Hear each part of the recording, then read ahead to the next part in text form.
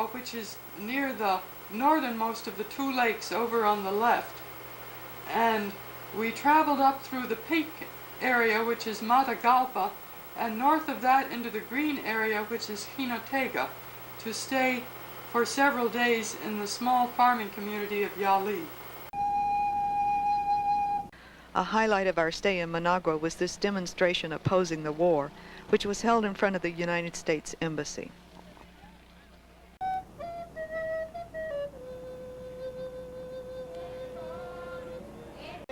We visited the hospital, which seemed primitive by our standards, but which had a highly trained international staff.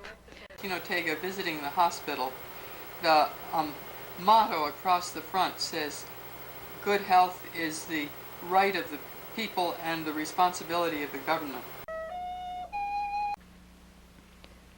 At this point in our journey, some of our delegation joined 2 American doctors, assisting them with TB testing in outlying areas. The doctor said that without our presence, traveling to the people would be too dangerous because of Contra activity in the area. I was traveling in a jeep with the doctors whom we met, Tim and Sue. This is the doctor's jeep. And the t-shirt on the aerial is a Witness for Peace t-shirt, which is supposed to warn the Contra that this jeep is full of North Americans, that the North Americans will get upset about if anything happens to them.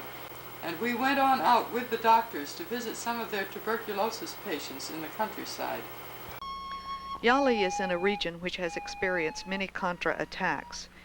We spent 4 days here, living in groups of 2 or 3 with individual families in their homes.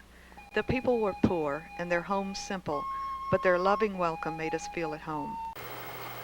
Here is my host family, all dressed up in their best clothes. Here's our group posing with our banner in Yali. And I am on the far left in the middle row.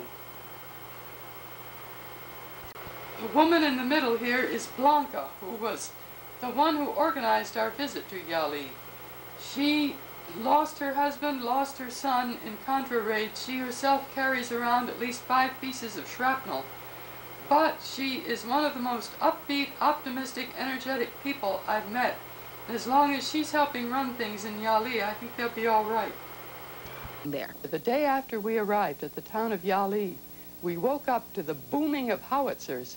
The big guns in the hills around were responding to defend the town because the Contras had attacked a resettlement village in the outskirts 11 miles away. They, for the second time, burned the health center. They destroyed all the food in the infant feeding center. They trashed the school and burned all the school books.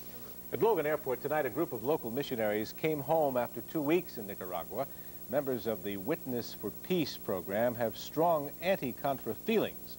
And News Center 5 Tonight's Ron Allen reports their latest trip to Central America provided new evidence to support their position. They are a housewife, a teacher, and a minister who have just returned from a war. Their experience in Nicaragua has left them with some very strong feelings about who was to blame for the violence and bloodshed. They blame the Contras. They see them as terrorists whose existence is based on a flawed U.S. policy. The position that we take is that Contra aid, Contra funding, is wrong, and that the Nicaraguans should be allowed to determine their own destiny. For 12 days, they lived in a poor village like this one not far from the Honduran border. They journeyed to the front line to see several areas that had been hit by Contra raids. In one town, they said more than 200 people had recently been killed, innocent civilians. The bottom line, they say, is that the Nicaraguan people have been made weary by war. And at the very least, they want to give the peace plan a chance. At Logan Airport, Ron Allen, News Center 5 Tonight. Marjorie Moore of Winchester was welcomed back by members of her church today. And one of the first things Marjorie Moore did today was to call her congressman, urging him to continue his fight against any aid for the Contra. Moore feels there is a chance for the future of the people of Nicaragua if the U.S. stops arming the Contras and gives peace a chance.